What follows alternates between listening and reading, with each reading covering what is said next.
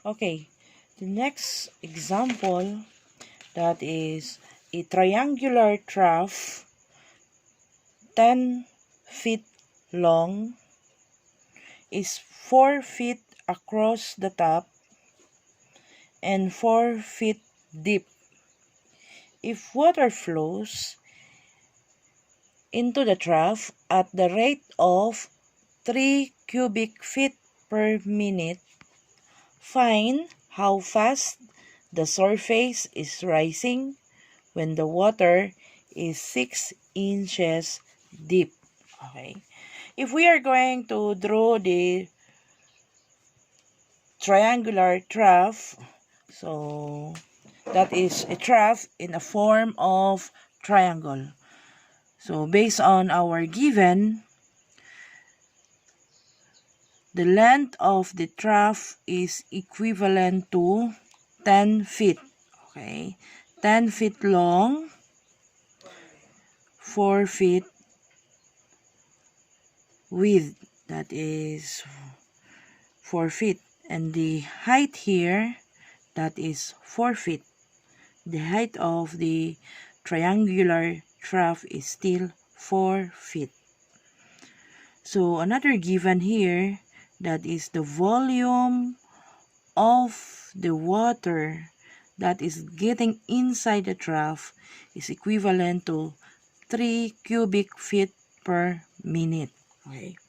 So the first step that you are going to do, you are going to analyze what is changing and what is constant. So what is changing in your given here whenever there is an increase of volume. Okay. In our measurements here, when there is an increase of the volume,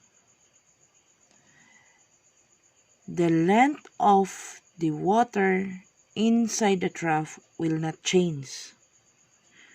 Even though there is an increase of water inside the trough, the length of the water will not change. But the width of the water inside the trough will change.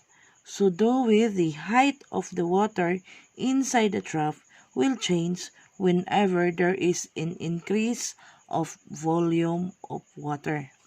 So if we are going to look at the cross-section of the triangular trough, so whenever there is an increase of water inside the trough, there is a corresponding increase of the width of the water inside the trough, that is the x, and there is a corresponding change of the height of the water inside the trough that is being expressed as y.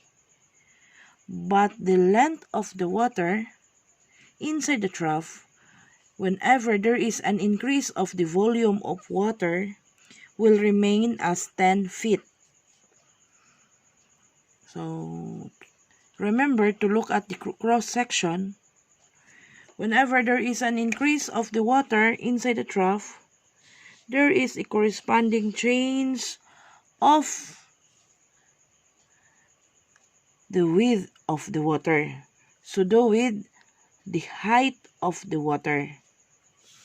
So therefore, we can conclude that x and y, that is, they are variables, and the length of the water, that is constant because it will not change. So what is changing is the length, what is changing is the width and the height of the water. So volume of the water.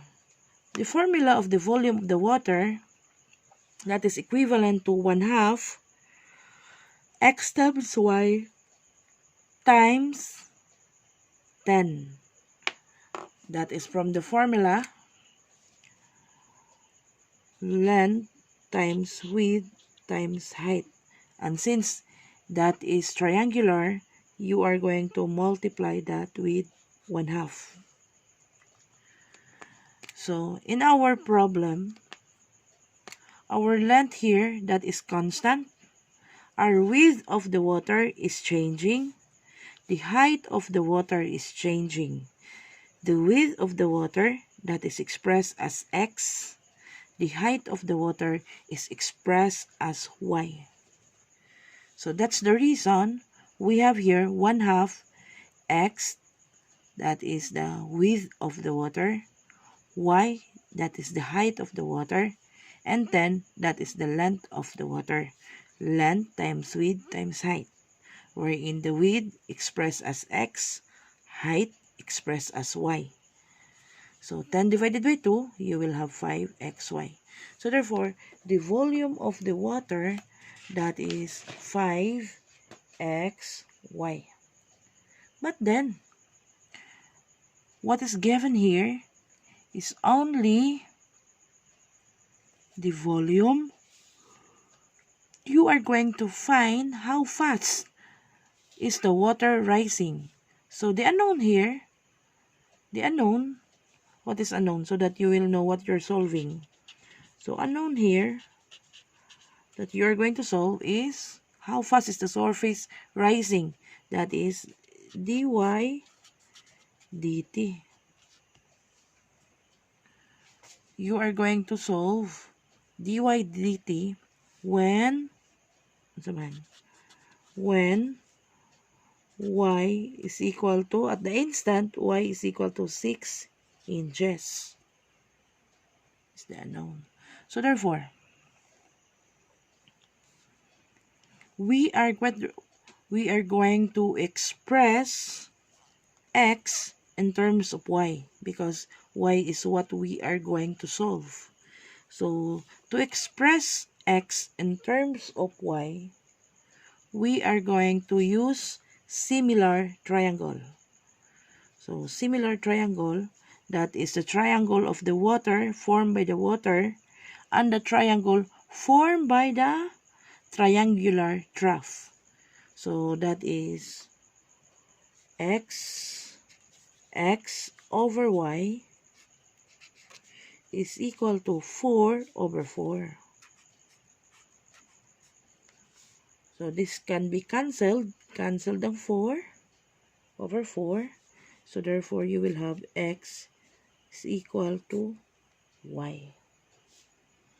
So therefore,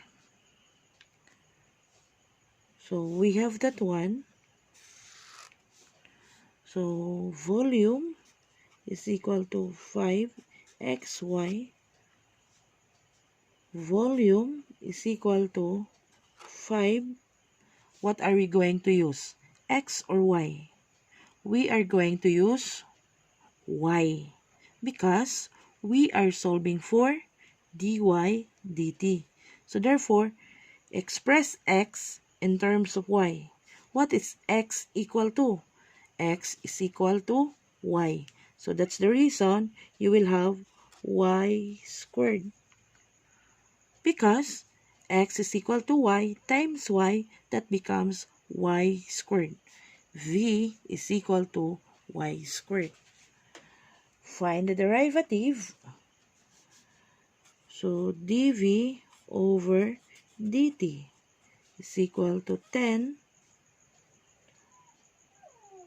y dy dt. Okay. You are solving for dy dt. So when y is equal to 6 inches, it's equivalent to 4.5 feet. Okay. So we can solve for dy dt. So therefore, dy dt is equal to dv dt over 10y. So dv dt, that is equal to 3 over 10 times 0.5. because 6 inches, that is equivalent to 0.5 feet. You must be consistent with your unit because dV/dt is expressed in feet, cubic feet.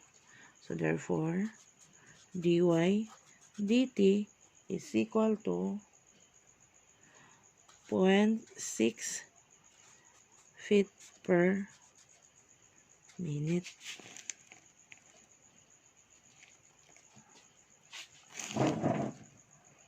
So that's it.